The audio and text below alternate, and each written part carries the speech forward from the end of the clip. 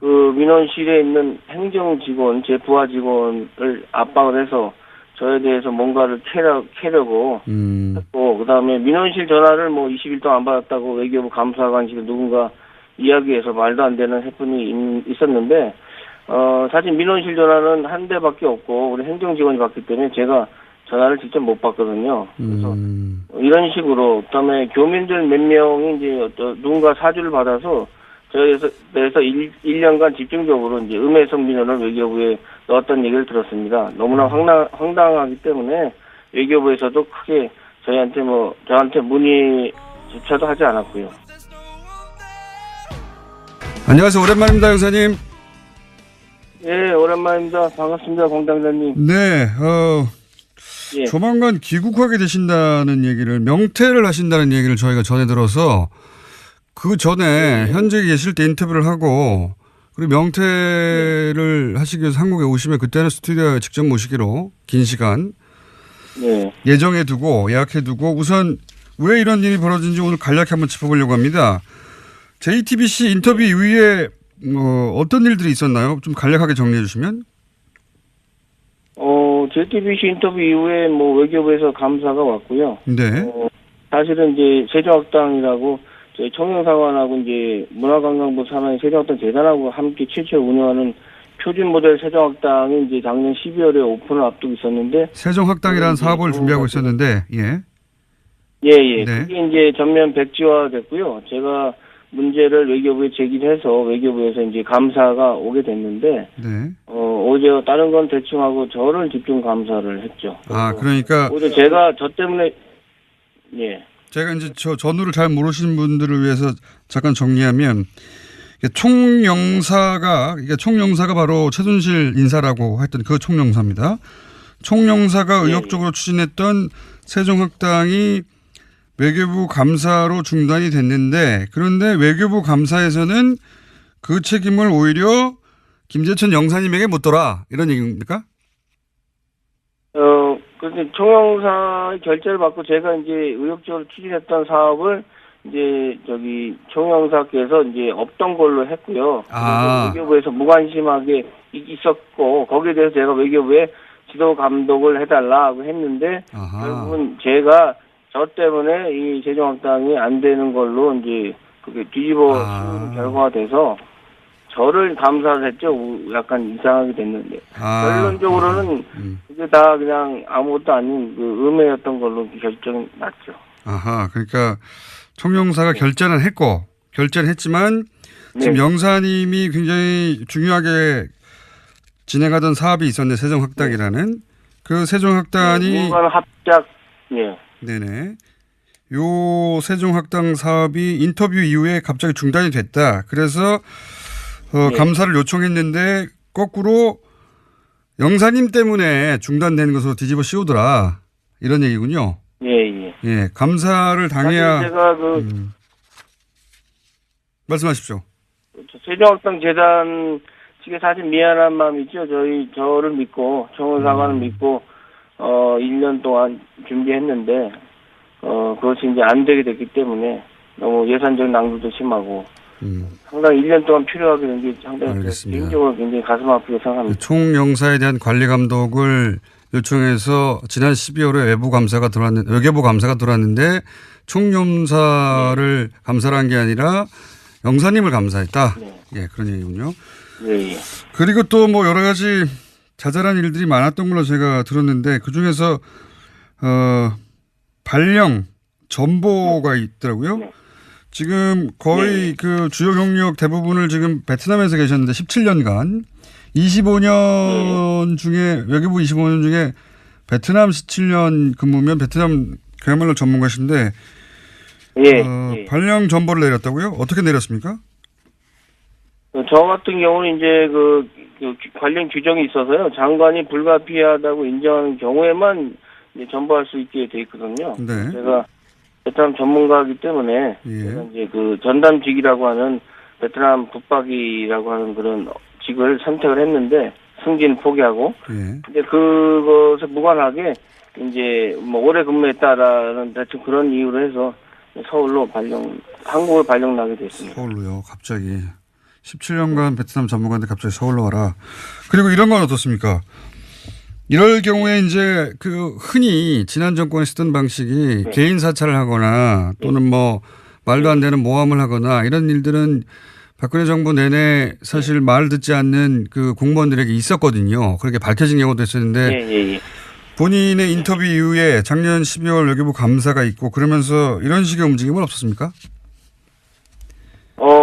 제가 이제 교민들한테 가장 중요한 민원 서비스, 여권 공정 등 체계에 필요한 업무를 7년 반을 민원실을 운영했는데요. 네. 그 민원실에 있는 행정 직원, 제 부하 직원을 압박을 해서 저에 대해서 뭔가를 캐려고 했고, 그다음에 민원실 전화를 뭐 20일 동안 안 받았다고 외교부 감사관실에 누군가 이야기해서 말도 안 되는 해프닝이 있었는데, 사실 민원실 전화는 한 대밖에 없고 우리 행정 직원이 받기 때문에 제가 전화를 직접 못 받거든요. 그래서 이런 식으로, 그다음에 교민들 몇 명이 이제 누군가 사주를 받아서 저에 대해서 1년간 집중적으로 이제 음해성 민원을 외교부에 넣었던 얘기를 들었습니다. 너무나 황당하기 때문에 외교부에서도 크게 저한테 문의조차도 하지 않았고요. 그다음에 제가 지난 10월 달에 운전면허 갱신 때문에 한국에 휴가를 잠깐 다녀왔는데, 이것도 조영사 본인이 결제를 안 했다고 하면서 외교부에 저를 고발해서 제가 본의 아니게 처음으로 외교부에 들어와서 사유서를 쓰게 됐고요. 참 사실 유치합니다. 저는 총무과에 결제를 올렸던 절차를 밟았었거든요. 외교부에도 보고를 했고요. 네. 혹시 외교부에 근무하는 25년 동안 이런 사유서나 이런 문제가 된 적이 있습니까? 저는 한 번도 징계를 받은 적이 없고요. 오히려 뭐 모범 공무원상이나 이런 여러 상을 받았고요. 그렇기 때문에 제가 명퇴를 할 수 있었던 거는 제가 징계를 받았다면 명퇴를 신청할 수 없는 조건인데, 사실은 좀 말도 안 되는 황당한 거. 그다음에 일부 언론에 보도됐지만 주례 회의도 JTBC 이후에 월요일마다 하는 회의를 취소를 했고요. 주례 회의. 그다음에 7개월 만에 살짝 티타임 형식으로 이제 부활했는데, 제가 물었죠. 그 회의를 부활한 거냐 아니냐 했더니 그냥 바쁘지 않은 사람만 오라고 하더라고요. 제가 민원실 업무를 하기 때문에 자리는 잘 못 비우거든요. 그런데 그것조차도 아마 외교부에 제가 회의를 참석 안 하고 그런 게을리한다 이런 식으로 보고했을 것으로 추측합니다. 사실 1년 동안 총무사 얼굴을 한 번 못 봤고요. 다른 영사들 얼굴 10명 됐는데 얼굴도 제대로 못 보고, 나름 투명 인간으로서 총무사관에서 좀 고립됐습니다. 몸은 제가 편했는데 원래 제 모습이 아니기 때문에 뭔가 좀 일을 만들어내고 아이디어를 짜고 해서 이런 일들을 창의적으로 하는 스타일인데, 마음이 편해야 하는데 그게 아니다 싶은 생각을 사실 1년 동안 했습니다. 총영사 얼굴을 못 본 지가 1년이 됐어요? 예. 회의에 참석하지를 못하니까. 회의가 아니라 이제 회의 자체를 이제 회의를 없애고 티타임 형식으로 만들었는데 거기도 오지 말라고 하니까. 7개월 후에 만들었는데 이제 그것도 이제 비공식이니까 자기들끼리 모여서 이제 회의를 한 거죠. 근데 저는 이제 아예 정원사관에 없는 존재로 이제 된 거죠. 대외 활동 자체가 제가 이제 못하고 업무가 축소돼서 민원실 사무실만 지키는 업무를 했죠. 휴가를 갔다 오겠다고 총무과에 결제를 올렸는데 그 결제를 총영사 본인이 안 했다고 나중에 주장하면서 고발해가지고 사유서도 썼다. 예. 그리고. 네, 외교부에는 제가 총무과에서 보고를 안 해서 제가 보고를 했거든요. 제가 운전면허증이 금년 말에 갱신 안 하면 없어지니까 당연히 해야 되는. 교민 몇 명이 집중적으로 음해하는 민원은 내용이 예를 들면 어떤 겁니까? 다시 한번 말씀해 주시겠습니까? 그러니까 지난 1년간 교민 몇 명이 계속 돌아가면서 음해성 민원을 넣었다고 했는데 그 내용은 어떤 겁니까? 간단하게 예를 들면. 사실은 제가 그 내용은 직접 외교부에서 들은 게 아니고, 네. 중간에 어떤 분이 외교부에 지금 간부를 아시는 분이 있어서 저에 대해서 투서를 많이 들어와 있다, 집중적으로. 근데 그 내용이, 왜냐면 제가 저를 아는 분들은 저에 대해서 이렇게 비판적인 얘기를 많이 안 하시거든요. 그러니까 전혀 관계가 없는 분들이 어떤 식으로 내용을 했는지는, 왜냐면 너무 그 내용 자체를 저도 알 수가 없고요. 직접 받으신 게 아니고 아마 알고 있을 것 같은데 외교부로 직접 보냈으니까.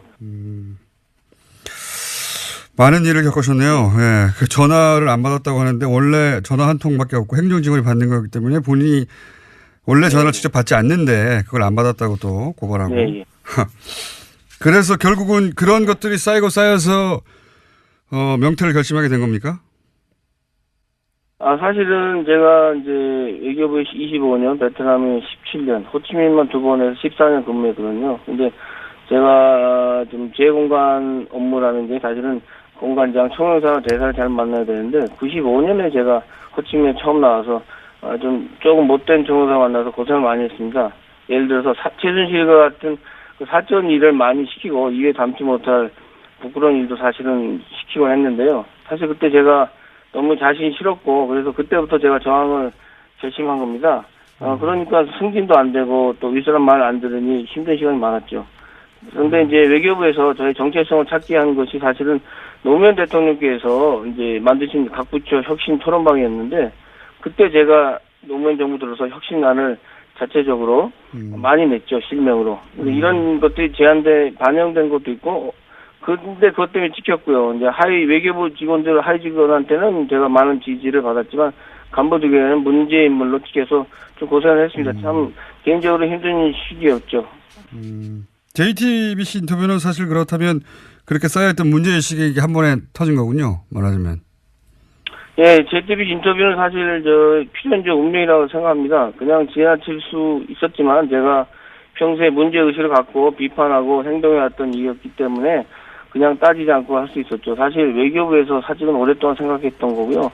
좀 더 다니면서 제가 가장으로서 책임을 가지고 공무원 생활을 했으면 좋겠지만 평범하지 않은 공무원 생활을 한 저이기 때문에 지난 시간들이 참 힘든 시기였고요. 좀 사실은 좀 쉬고 싶은 생각도 들었습니다. 제가 언제까지 외교부에서 홀로 투쟁만 하고 살 수 없기 때문에 인생을 크게 멀리 볼 때 외교부에서 제가 오래 남는 것도 도움이 안 된다고 생각하게 됐고요. 제 아내도 동의하고 적극적으로 지지해주고 있습니다. 알겠습니다. 어떤 일을 겪으시는지는 저희가 대충 알겠고요. 고생 많이 하셨고요. 네.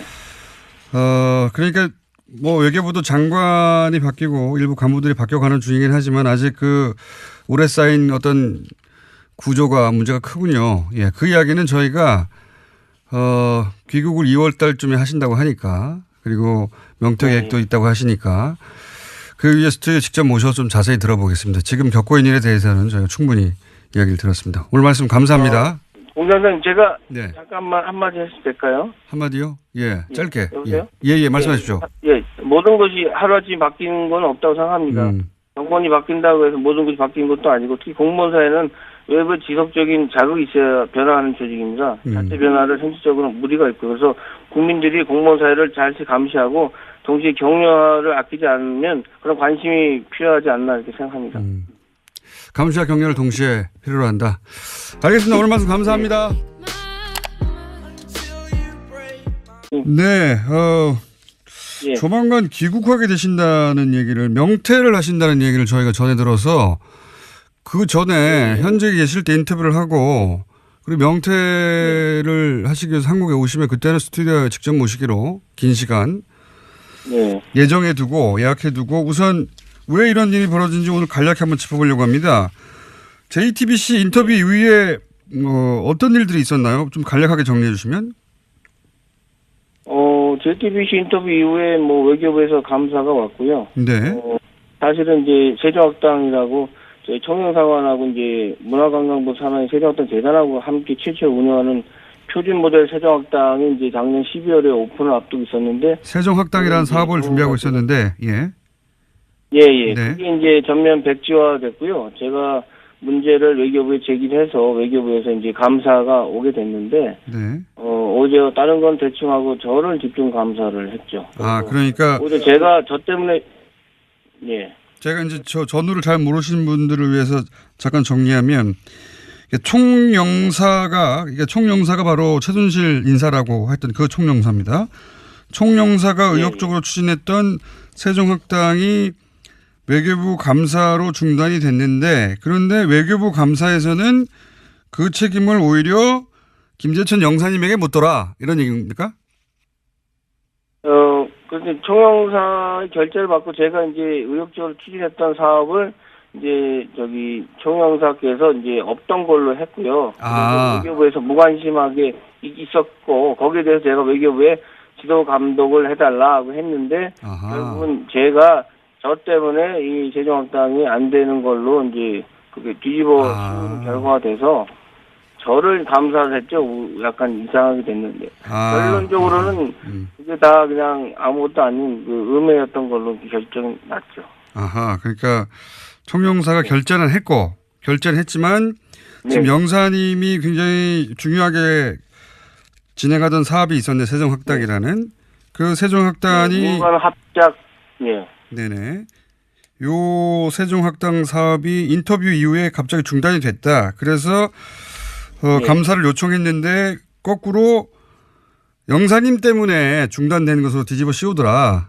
이런 얘기군요. 예, 감사를 당해야. 제가